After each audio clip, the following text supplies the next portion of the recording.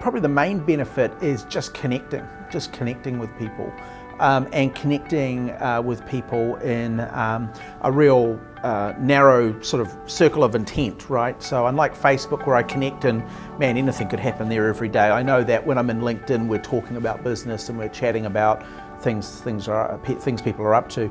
The new benefit of LinkedIn for me is content, right? There's lots of rich content. Oh, I think you have a professional brand whether you know it or not. It's just a question of how far your professional brand reaches. And I think for the last 100 years or so, the notion of a professional brand was really confined to the four walls that you operated in. And then to your network, and people went out and built their networks through professional organizations. Well, that's all virtualized now. And so I think nurturing and growing your brand online is really vital.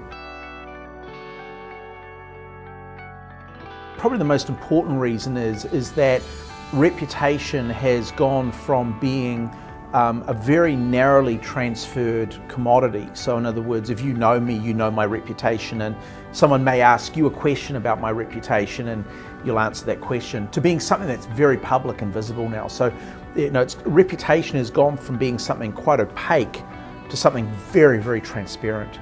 And the best example of that is, someone will send me a resume and say, hey, you should check this person out. They look good. Well, the first thing I do is I log on to LinkedIn and I look at, are people recommending them? Are they connecting to people? Where's their blog? I look at their reputation footprint in LinkedIn first, and then I might check on Facebook or somewhere else.